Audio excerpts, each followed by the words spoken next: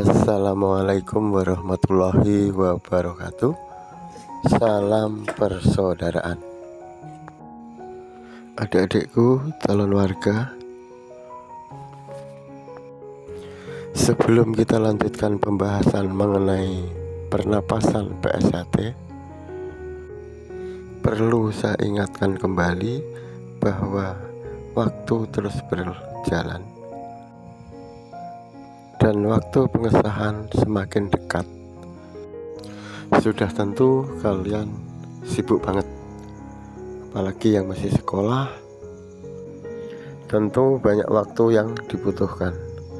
Untuk itu yang perlu diperhatikan adalah bahwa latihan penting, tapi sekolah jauh lebih penting. Jadi kalian harus pandai-pandai mengatur waktu agar semua bisa berjalan sama-sama dan berhasil sama-sama.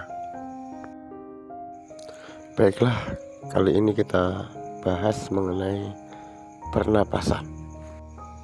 Mengapa harus ada pernapasan sedangkan tiap saat kita bernapas? Untuk itu yang perlu kita cari adalah apa itu bernapas dan apa itu pernapasan. Secara garis besar, bernapas adalah menghirup oksigen dan mengeluarkan karbon dioksida, atau menghirup O2 dan mengeluarkan CO2, atau menghirup udara segar, mengeluarkan udara kotor. Dari hal ini, PSHT mengajarkan bahwa kita orang Esa harus benar-benar bisa memilih dan memilah, mengambil yang baik dari sesuatu permasalahan yang ada, dari ilmu-ilmu yang didapat. Yang baik kita serap, yang buruk kita buang jauh-jauh. Dari situlah adanya pernapasan di PSHT. Lalu apa pernapasan itu? Pernapasan di PSHT adalah olah napas. Olah napas di PSHT adalah proses menghirup oksigen atau udara segar atau O2 untuk diproses, diolah di dalam tubuh dengan teknik tertentu dan untuk mencapai satu tujuan tertentu pula. Untuk adik-adik di sini, tekniknya nanti kita langsung sampaikan ke saat praktek saja, biar lebih gamblang dan mudah dipahami. Kita lanjutkan mengenai tujuan. Apa tujuan olah napas di PSHT?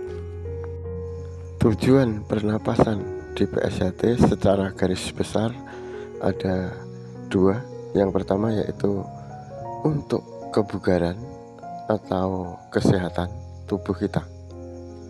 Yang kedua, untuk mendekatkan diri kepada Allah, Tuhan yang Maha Esa. Intinya untuk kesehatan lahir dan batin kita.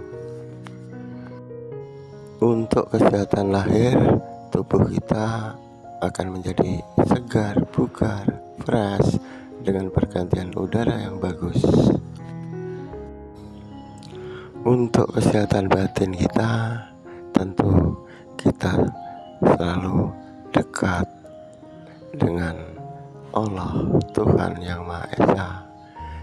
Kita menyadari akan kekurangan-kekurangan kita, bahwa tidak ada kekuatan apapun dari diri kita kecuali hanya pertolongan Allah Subhanahu wa Ta'ala. Lalu apakah pernapasan di PSHT itu bisa digunakan untuk pecah benda keras, Mas? Jawabnya bisa.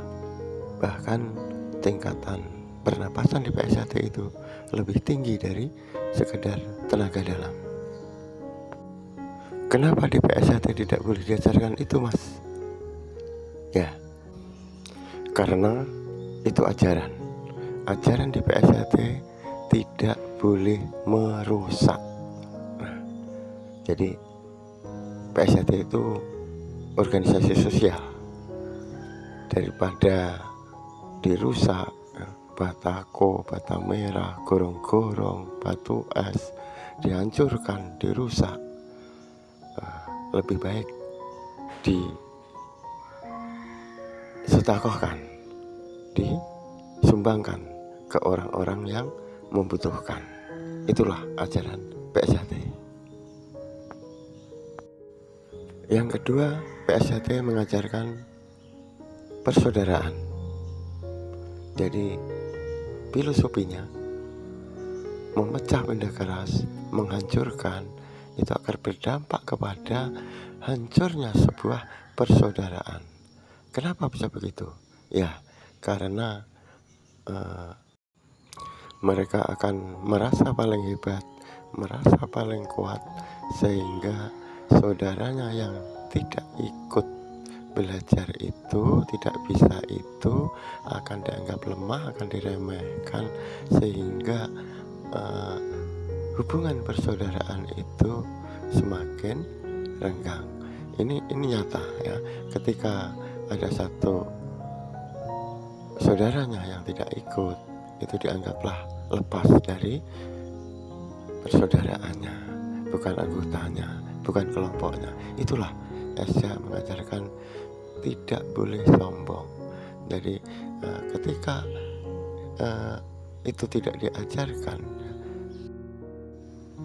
berarti dampaknya lebih buruk daripada manfaatnya. Jadi kalau dibalik ditanya, lalu untuk apa kalau kamu sudah bisa mecah benda keras? Manfaatnya untuk diri kamu apa? Dan manfaatnya untuk orang lain apa? Tentu tidak ada. Maka dari itu dia akan merasa sombong, akan merasa paling hebat, paling bisa. Sedangkan di ajaran PSHT kita tidak boleh sombong, tidak boleh merasa paling hebat. Tapi ada yang jawab gini, Mas, bisa untuk pengobatan misalnya. Ya, insya Allah bisa ya. Pernapasan di PSHT itu bisa apa aja ya, tergantung Allah menghendaki atau tidak. Kenapa begitu? Karena dari tujuan yang kedua tadi, yaitu untuk mendekatkan diri kepada Allah, untuk mendekatkan diri kepada Sang Khalik ya. Jadi ketika kita sudah dekat kepada Allah, apa-apa yang kita minta itu pasti dikabulkan. Walaupun itu misalnya untuk mecah benda keras, bisa. Tapi ajaran Islam tidak mengajarkan itu, tidak membolehkan itu. Makanya kita mencari atau menggunakannya dengan yang di jalan yang baik, di jalan Allah. Itulah ajaran di PSHT. Jadi intinya, belajar ilmu di PSHT itu bukan untuk kesombongan, bukan untuk mencari pujian, bukan untuk gaya-gayaan, bukan untuk pamer, tapi untuk kemaslahatan umat. Artinya untuk membantu orang-orang yang membutuhkan, memerlukan bantuan. Termasuk untuk pengobatan tadi, bahwa ajaran di Esa kita tidak boleh sombong. Jadi ketika kita bisa atau dikasih kemampuan oleh Allah untuk bisa menyembuhkan orang lain, itu pun tidak boleh sombong, tidak boleh pamer, tidak boleh merasa paling bisa. Oh, aku bisa menyembuhkan, tidak. Ilmu Esa tidak mempan itu. Ketika sedikit saja ada sombong di hati kita, maka ilmu kita itu tidak akan mempan digunakan.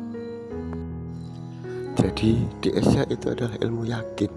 Kita harus yakin bahwa manusia biasa itu kalah dengan manusia yang berilmu.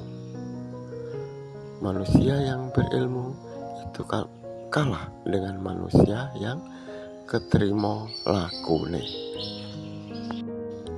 Jadi siapa saja yang sudah keterima lakune, yang sudah dikehendaki Allah, apapun yang dimintanya, apapun yang dikerjakannya, itu akan mendapat kekuatan, mendapat petunjuk, mendapat hidayah dari Allah. Jadi intinya pernapasan untuk mendekatkan diri kepada Allah itu kita benar-benar minta agar Allah tuh menerima apa yang kita lakukan. Dengan begitu, ajaran PSHT yang telah dicanangkan, dituangkan dalam Mukadimah Persaudaraan Setia Hati Teratai, yaitu bahwa PSHT ingin mengajak serta para warganya untuk menyingkap tabir tirai selubung hati di mana sang mutiara hidup bertahta. Jadi mendekatkan diri kepada Allah itu untuk membuka tabir yang menghalangin kita. Tabirnya apa? Ya perbuatan-perbuatan yang buruk kita itu akan semakin mempertebal tabir tadi. Jadi ketika kita untuk mendekatkan diri itu selalu dibarengi dengan perbuatan-perbuatan yang baik, perbuatan-perbuatan yang diridhoi Allah, itu akan semakin dekat, semakin tipis tabir itu, dan akhirnya kita dekat menjadi hamba-hamba yang keterima lakune gitu. Jadi jangan asal belajar ini belajar itu, tidak tahu bahwa itu akan menjauhkan, mempertebal tabir tadi. Jadi akan terlepaslah dia dari tujuan utama di Mukadimah Persaudaraan Setia Hati Teratai tadi. Oke, sampai di sini jelas dek ya, adik-adikku calon warga. Semoga ini bermanfaat dan bisa menjadikan kalian warga Persaudaraan Setia Hati Teratai yang diharapkan sesuai dengan tujuan PSHT, yaitu menjadi warga PSHT yang berbudi luhur, tahu benar dan salah, beriman dan bertakwa kepada Tuhan Yang Maha Esa, serta memayu hayuning bawono. Demikian yang bisa saya sampaikan. Terima kasih atas perhatian. Mohon maaf bila ada kekurangan. Semoga bermanfaat. Wassalamualaikum warahmatullahi wabarakatuh. Salam persaudaraan.